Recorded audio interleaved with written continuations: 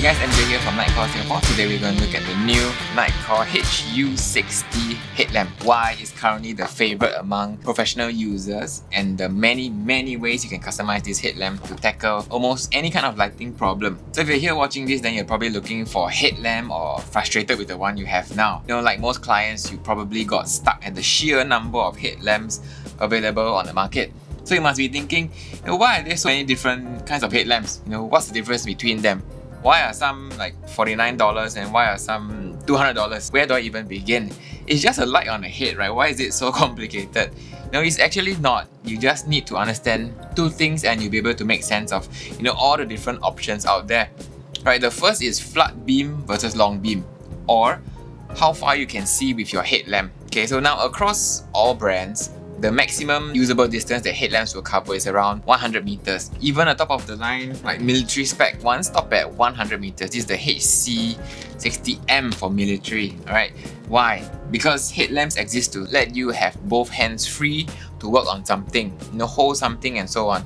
There's no use case where you need to hold something and look at something 200 meters away, right? So if you want to see that far, use a handheld light instead. So no matter what profession you're in or what you're trying to do, your needs will fall between 0 meters to 100 meters. Right? The real problem comes when you need to transition between seeing far and seeing near, and then seeing far again, depending on the task you're doing. A simple example would be cycling or running at night. If you're going slow, you use a flat beam to see directly in front of you. So here's a HC33 with a flat beam attachment. So here's an example of, let's say if you're here, this is 100 meters. You use this to see right in front of you, right? So if you're walking slow, so you don't trip or fall, you can avoid sudden obstacles. If you're running fast or cycling fast, like going very fast, you actually need to see way ahead of you here, so you can pick your line and avoid crashing. If you use a flat beam while speeding, you can't see here, there's a tree here, you just smash straight into it. Right? You can't avoid fast enough. So that's why if you're going fast, you use a longer beam like this. So this reaches all the way up front here. So you can see the tree coming, then you can dodge it, and then you can move. Another example would be fishing, right? So you use a long beam to look down into the river bottom or the bottom of a jetty for fish, right? Then you switch to flat light to unpack your gear, set up lures and baits. So you might ask, why can't I use a long beam light for close range work? So here's a perfect example. This is the EH1. Right, this is a 200 meter beam distance light, and I'm gonna use it at a table at this distance. Right, see here? So over time, this hot spot here is going to mark my retina. A car high beams you, and you close your eyes and you start to see the marks on your retina. Over time, you're affecting your vision, right, making you less effective. So if you want to avoid that, use a proper flat beam, like on the HC35, right? You see the difference? This has a smooth gradient end to end. There's no hot spot. Your vision won't get affected. You can use it up close. Whereas this one, you see the hot spot here, right? The difference is very clear. If I want to see the label on the back there, the box, see, I can read it very clearly with a long beam light, a headlamp made for a long beam. If I use a flat beam light, then I can't really see the label on the box, right? Again, long beam, right? I can read it clearly versus flat beam, I can't see it properly.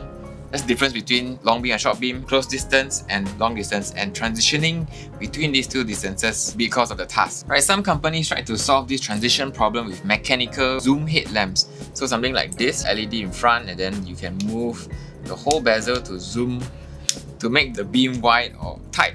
Right, these are the worst because of how inefficient it is. Every LED and reflector combination has a perfect setup for 100% output. If you start to move things around, the lights get lost inside, then you lose brightness.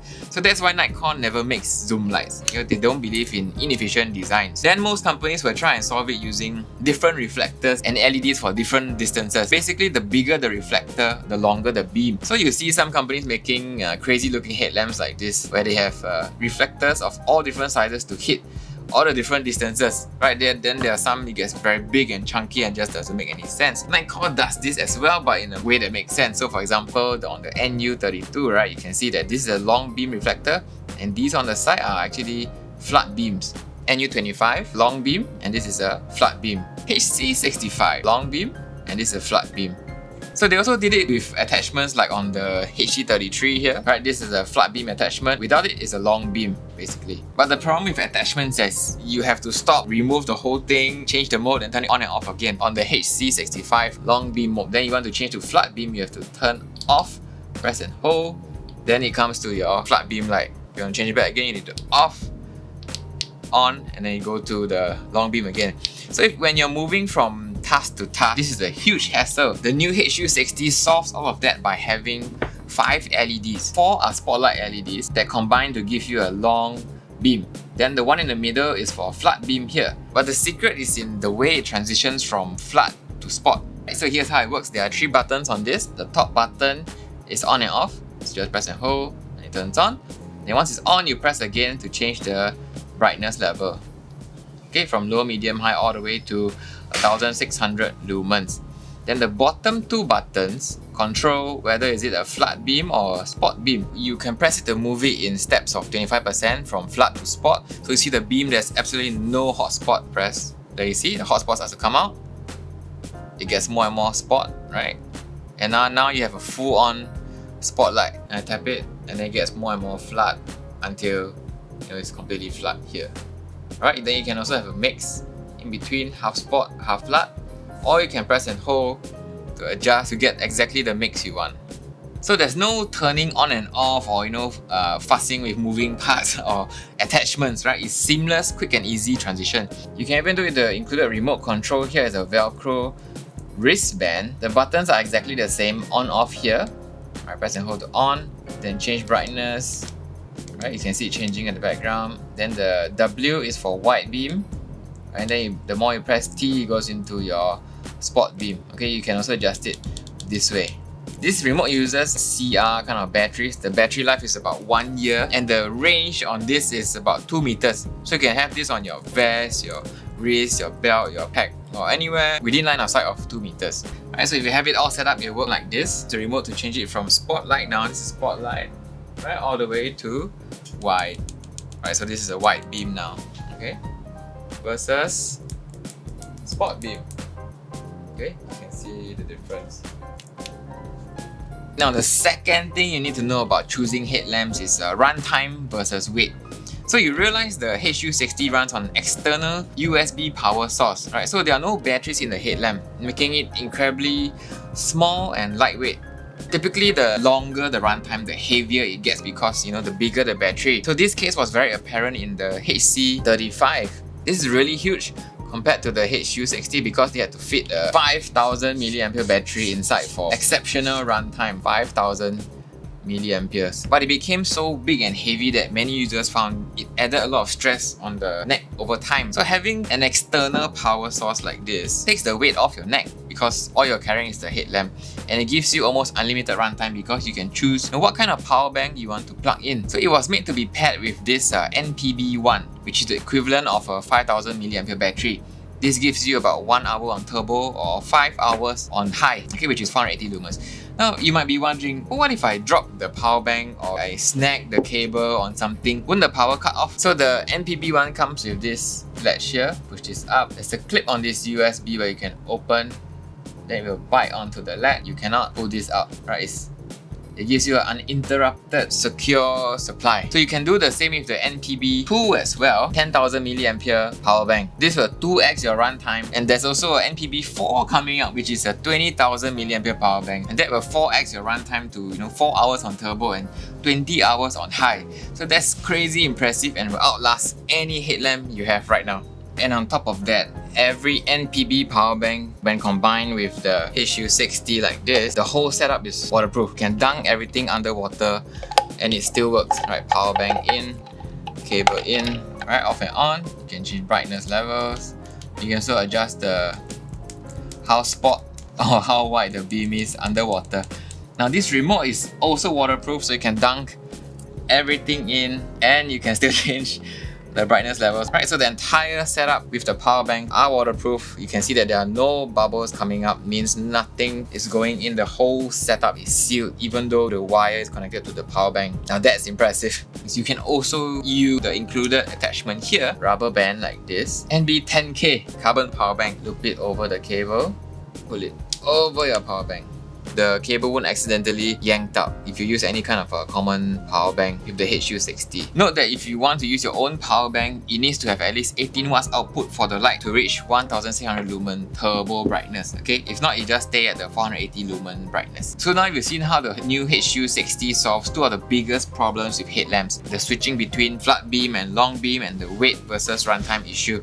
So the next question you might have is, that looks like a lot of wires, right? How am I actually going to wear this? If you need a headlamp for 2-hour evening runs, then this is not the one for you. Just go for the NU25, the simpler, lighter one, then you're set. But if you use your headlamp for long work shifts or overnight adventures, then you'll probably have a bag or vest or belt that you can clip this on or mount it to. So if you're using it with the NPB1, you can drop this into a holster like this. This is the holster for the MP2A. Drop this in. And then you have a carrier for your power bank. Okay, this is a 3-way loop. There's a D-link loop here. There's a belt loop here. And there's also a Velcro loop here. If one dies, you can have 2 on your belt, right, side by side. You can also use the NPB2 in the same way with the NCP40 holster, right? Out. Connect it, make sure it's secure. There, it fits in very snugly this way. Now this is a Mole compatible holster. You can mount it sideways, front, upside down. You know, this, it doesn't drop out at all. Okay, this is NCP40 in this way. Now when it comes to the headband strap, this runs the new upgraded strap. Right, compared to the older straps which has no ventilation at all, you can see this is the HC65 strap. This has breathing holes. So this will run you lighter and cooler, and it doesn't hold a lot of sweat, evaporates fast. And if you see on the inside, there's a silicone band here to grip your head or cap. It sticks better, or if you're using it just by itself like this, it draws the sweat away from your eyes, right? So that's some of the very clever features of this version 2 strap. Right, another way you can use the headlamp is without the headband. Just push it to the side and out. Right, because of the open slots here, you can run this through any Mole size strap to mount it just about anywhere. Use Velcro loops like this, you know, cable ties, zip ties, or bungee cords even to, you know, mount this anywhere. It's basically just a light with a cable running out to a power source. The unit can be further removed from the mounts like this. Press the back, and then this one comes off. Then you can use this in all kinds of creative ways, right? This whole thing can be shifted up and down. Then you can clamp it on a tripod or mount for portable work area light. You can have it high up on a pole and control it with the remote down below. Okay? You can also connect it to a Nitecore power station like this, and you can power up to 4 HU60, and you can have it on for weeks, right? Because of how big the battery is, you can point them anywhere, different directions, and you can also push it all the way to turbo and it still holds. The ways you can apply this is endless. So by now you would have realized that there is nothing like this on the market. The control over beam type, long beam or flood, to its universal USB power source, the many ways you can mount this. It's more than just a headlamp, right? It's a remote illumination too. There's so many ways you can use this, especially on cycling as well. If you need a helmet headlamp, you can mount this on your handlebar and it still works, right? So that's it. Now you can see why so many operators and outdoor guys are switching to this headlamp. There are so many ways to customize the light to tackle whatever lighting problem you are trying to solve. So imagine how your next work shift or operation will be like with a light like this. Everyone else's headlamp will be dying out while yours will continue to perform because of the different USB power sources. So don't put your personal safety on inferior headlamps or the headlamp for the wrong purpose. Right, if you need a serious headlamp to last throughout your work shift, don't buy a running headlamp. Get a proper one like the HU60, pair it with any of these power banks that are made to run together, and you're set. If you want your own, these are all in stock now at nitecorelights.com. It's 139 Singapore dollars for the HU60. If you buy directly from us today, you can also choose to bundle it with the NPB1 here, the 5000 mAh version, or the NPB2 here, which is the 10,000 mAh version. There's also the NPB4, which is 20,000 mAh version coming soon. Right, if you bundle them together, you get an extra 20% off the power bank. You can also go for 3 installments of around $40 to $70 per month depending on which bundle you go for. So there's literally no excuse to take advantage of, you know, bundle offer like this. If you need to buy in bulk for your organization, just contact me directly and I'll be able to work out a deal for you. So as usual, you know, these will sell out fast. Remember to order yours today. Once your order is placed, we will courier everything to your door within a couple of days, right? So link to order is in the description below. As usual, this comes with our 60-day money back guarantee and a 5-year warranty, so there's no fuss or risk at all. That's it. If you'd like to see more videos like this where we help you choose the best lights for your work or adventure, subscribe below and I'll see you on the next video. Alright, MJ signing out.